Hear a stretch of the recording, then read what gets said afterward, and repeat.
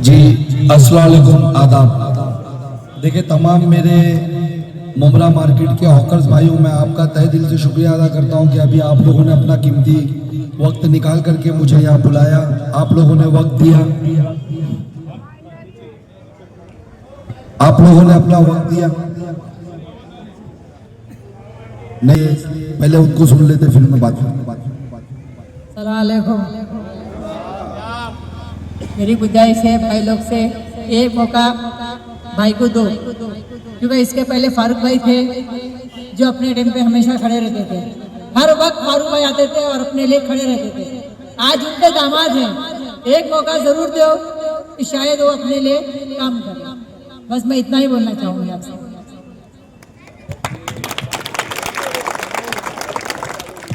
जी देखिए कि ये मार्केट जो आप लोगों का है, मुझे यानी घड़ी घड़ी बताने की ज़रूरत नहीं कि कितने लोगों की नज़र है इस पे, कितने लोग ने कोशिशें की पिछले 10 सालों के अंदर कि मार्केट बंद किया जाए। यहाँ तक कि मुझे आज भी याद है कि एक बार यहाँ मुमरा के जो एमएलए हैं वो अपनी गाड़ी लेकर आए थे, यही योगेश्वर के सामने ही कहीं उनकी गाड़ी फंस गई थी और उन्होंने वहाँ से ही फ़ोन निकाल करके अपना क्या बोलते कुछ अधिकारियों को फ़ोन किया और कहा कि आकर के ये मार्केट साफ कर दो। मैं गलत बोल रहा हूँ, मुझे करेक्ट करो। ये हुआ था, तभी मैं शायद पहली बार कॉर्पोरेशन इलेक्शन भी लड़ा था कि नहीं लड़ा था मुझे याद नहीं, काफ़ी पुरानी बात है।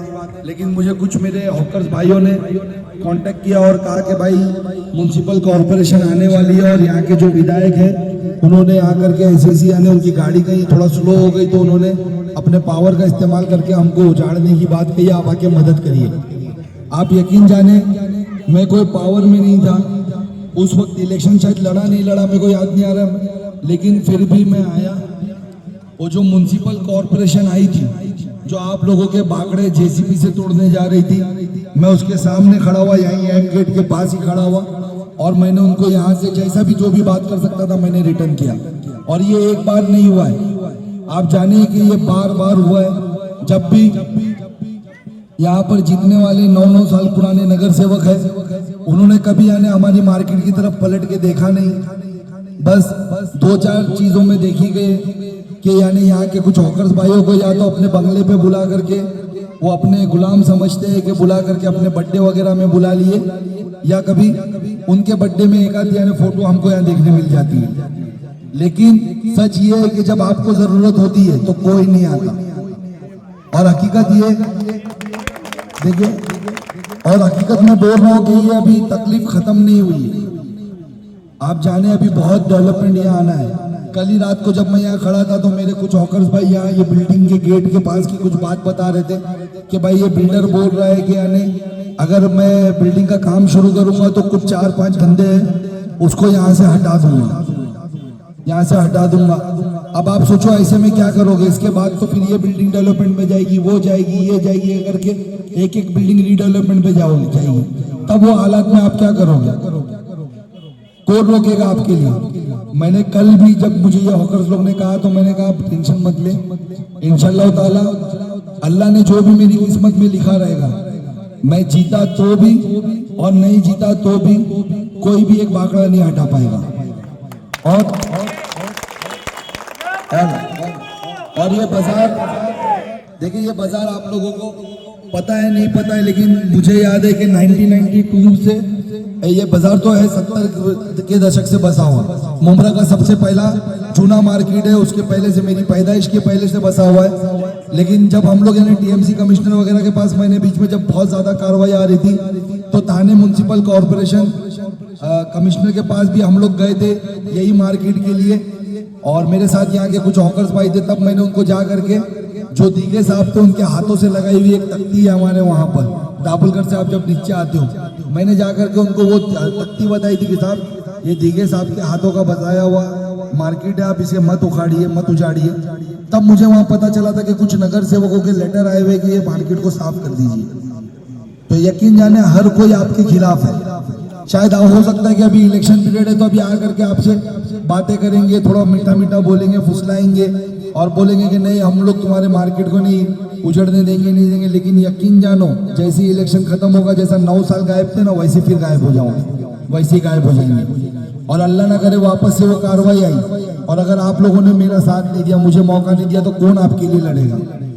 मैंने ऐसा नहीं कि मैं ये बोल रहा हूँ कि मेरा साथ दोगे तो मैं आपके लिए लड़ूंगा, लेकिन आज जरूरत है मुझे आपकी। याद रखे, जब भी आपकी जरूरत रही, आपने मुझे एक कॉल किया और मैं हाजिर रहा हूँ। जनतन टाइम्स में आपका स्वागत है। मैं हूं सादिक अली।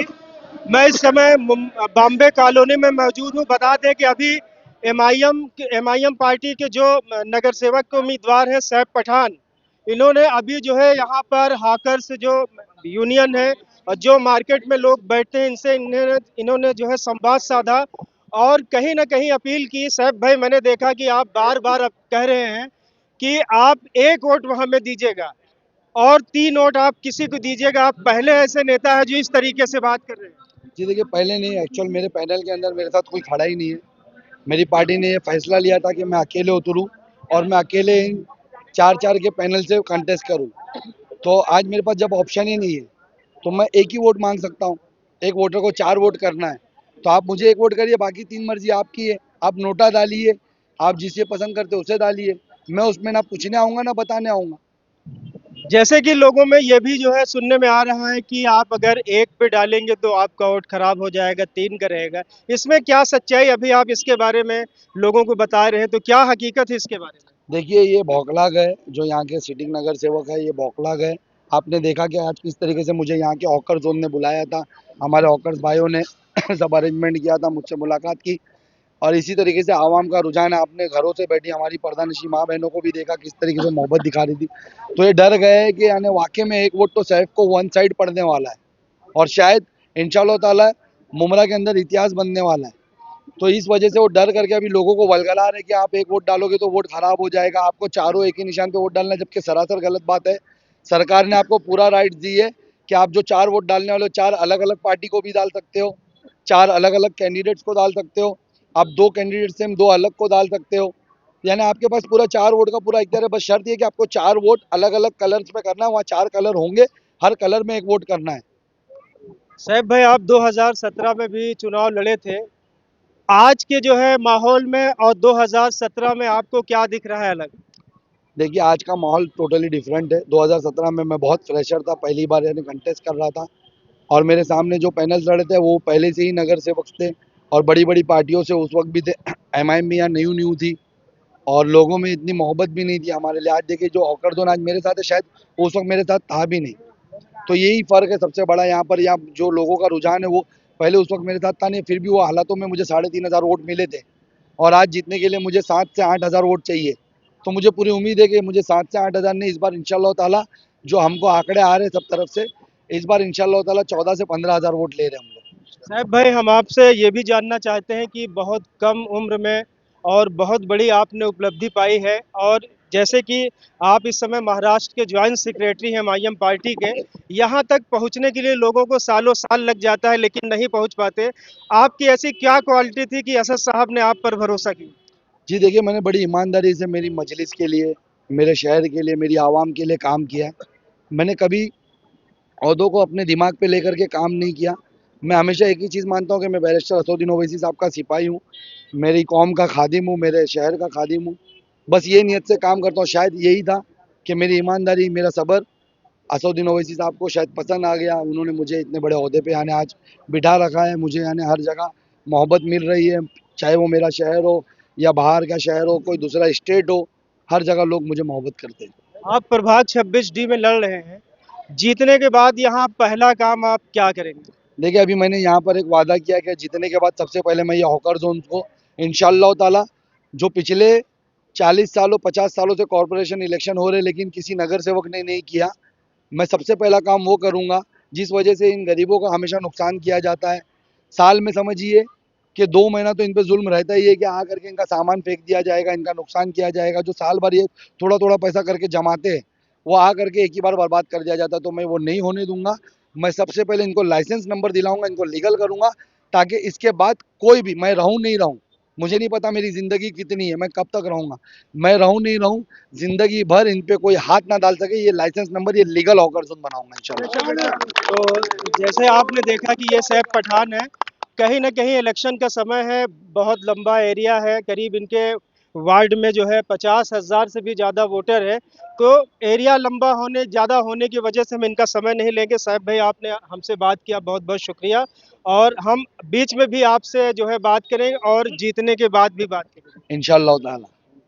तो ऐसे ही खबर देखने के लिए आप देखते रहिए जनतन टाइम्स और हमारे चैनल को सब्सक्राइब करें।